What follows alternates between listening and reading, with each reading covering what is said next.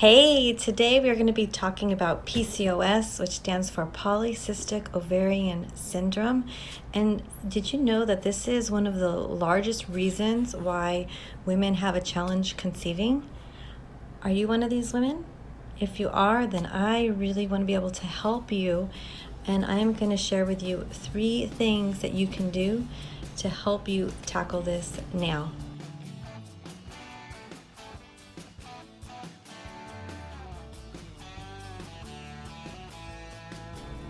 I'm Denise Noyer-Erez, and I'm known as the Fertility Godmother. So grab your cup of tea. I'm going to grab mine. Grab your cup of tea and come join me while I share with you these things that you need to know. Come grab your tea. So I don't know if you know this, but 1 in 10 women, 1 in 10, that's a lot. And it can be anywhere from, it's 6, they gave a pretty big range, 6 to 10% of women that are trying to get pregnant are struggling with fertility. But 1 in 10 women have PCOS. So if you feel like you're alone, and then you're not, there's a lot of women that have this condition. And what it is it's a hormonal imbalance in your body. And there are ways that you can manage it. So I'm going to be talking to you more about that. So please feel free to ask me any questions as we're going through this. And I would love to be able to share with you or answer any of your questions or concerns that you may have. So PCOS is a hormone imbalance. And what usually tends to happen is there tends to be more they call them androgens, or like male hormones. You're heavier on the male factor side of the hormones. So there's more testosterone, and then you want to do some blood work to test your LH, your FSH, and your testosterone. And then that gives you an idea of there's a possibility that you may have that. Hi, Edna. Thanks for coming. That means that there's a possibility that you may have that condition if that blood work comes out positive. The other thing that they do is they do an ultrasound of your ovaries, because they want to be able to check your ovaries and to be able to, hi, all family legal, to see. And what they're going to be checking is they're going to be looking at your ovaries, and sometimes they'll see like a string of pearls, but they're going to see like a lot of different cysts that are on your ovaries that maybe haven't actually ovulated, and that can create some of the imbalances going on in your body. So there's a lot of different types of PCOS. So in general, we tend to think that most women are heavier and they have a problem losing weight, and they have what's called insulin resistance, which makes it a little bit more challenging for you to lose weight. But there's also women that are thin that have PCOS. So there's 2 different types, and we don't necessarily know why. And there's also a variation within the PCOS of how the severity of it is. So for example, one woman may have periods that are like 36, 40 days, and another woman may only get 1 or 2 periods a year, if that. So depending on the severity is going to depend on how long it's going to take for you to get your body in balance.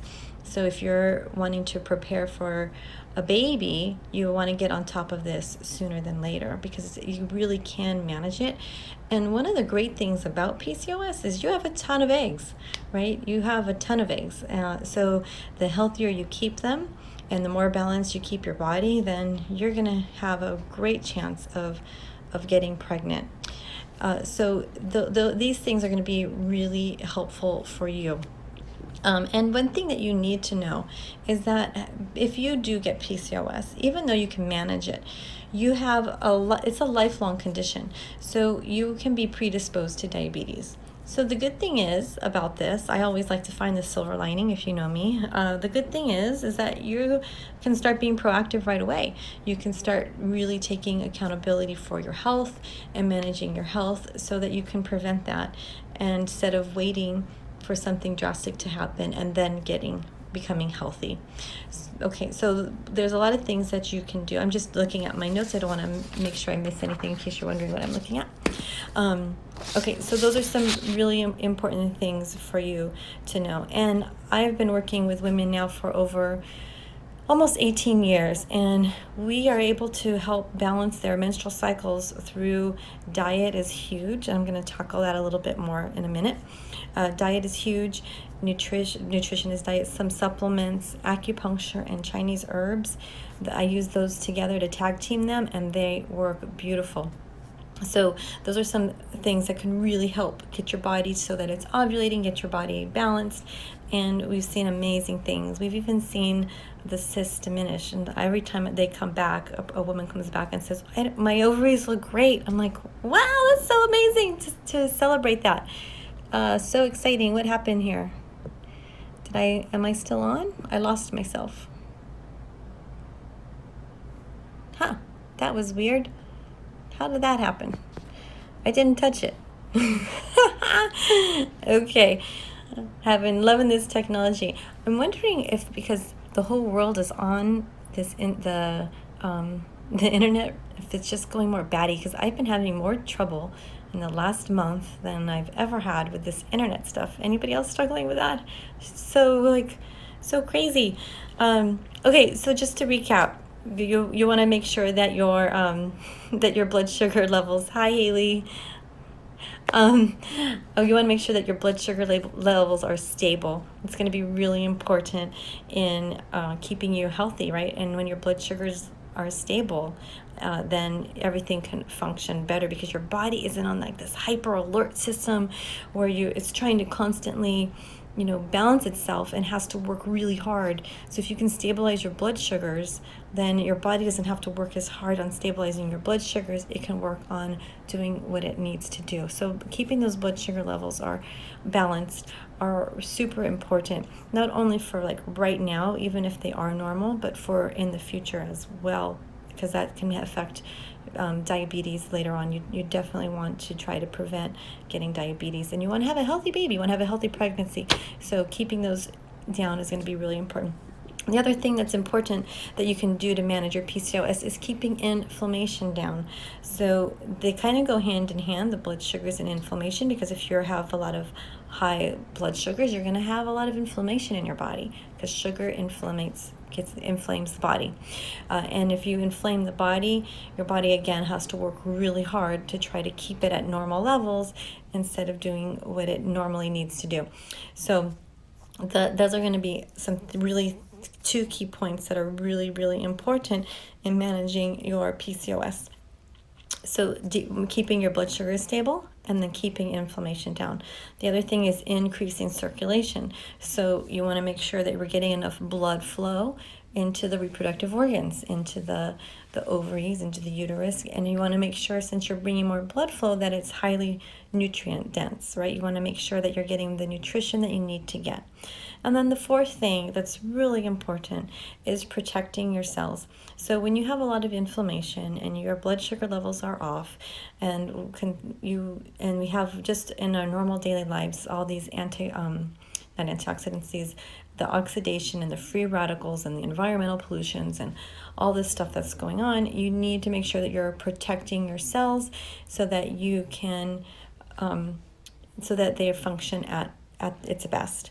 So those are going to be things like antioxidants. And again, you can do that through nutrition. So nutrition is so big, not only when you're trying to get pregnant, but throughout your whole life. So, and when you are pregnant, I know that you're going to be super healthy. So what you want to do is act as if you're pregnant right now. And even if you've been trying for a long time, consistency is the key. I know it may be challenging for some of you, and you need to be gentle on yourself if you're not consistent. We all have to work on getting right back on track. And that's why I'm here and I'm in your corner. I'm going to share with you exactly the things that you need to do and help keep you on track so that you can get to your goals, so that you can balance your body, so you can have a healthy pregnancy and you can hold your baby. And that's why I'm here for you. So even though you may not like to hear that diet is important and consistency is the key, and you probably already know this, but I'm here to share with you that that's so important. So a couple things with diet specifically for PCOS is to be gluten-free. Now, I'm not necessarily a big believer in gluten-free if you don't have a problem with it, but if you were actually diagnosed to have PCOS, and you really have PCOS and you want to get pregnant, then being gluten-free is going to make a huge difference for you. Gluten causes inflammation, it causes a lot of different problems and hormonal balances. So it's really important for that piece. And there are so many different options now that are delicious for you to be gluten-free. And it doesn't mean you have to be crazy of being concerned about everything. Like if you had celiac disease, it's not like that. You just need to not eat gluten most of the time. I'm going to say 90% of the time. But again, there's so many options. The problem with the gluten-free foods is they tend to have a lot of sugar in them, which doesn't make them healthy. And the sugar is going to create that inflammation. So you can see how it all works together. So the thing is, when you have PCOS, you want to make sure that you're keeping your body as healthy as possible, getting all the toxins out. Your body normally detoxifies naturally, so you want to support its natural detoxifying system. If you haven't done a cleanse, my Prepare for Pregnancy fertility cleanse, that may be something you want to consider doing, because it's going to help get all that stuff out and really make you take leaps forward when you do a fertility cleanse. And that's a whole nother discussion. If you want to hear more about that, I'm happy. You can just DM me or look on my website. I'm happy to share more about that with you. But that's something to consider. Just be really careful if you're not doing mine on what you're doing. And then there's some supplements that you can take to help you manage it as well. So if that's something that you would like, I have a essential supplement for managing your PCOS guide. You can check that out in my bio. If you go to the free resources in the link in my bio, I have something specific for you of some basic supplements that you can take if you have PCOS that can help manage this as well. But just to recap on everything, okay, so you want to regulate your menstrual cycle, and you can do that through, and I have a couple, you might want to check out the other video on long menstrual cycles if you haven't already, but you can do that through acupuncture, and I like to tag team it with special Chinese medicinal herbs that are delicious, and you can do that through some supplements as well. Diet is going to be huge. Sometimes if you have PCOS light, meaning your cycles are irregular, but they're still within like a 36 day and under range, a lot of times you can move mountains with just eating right.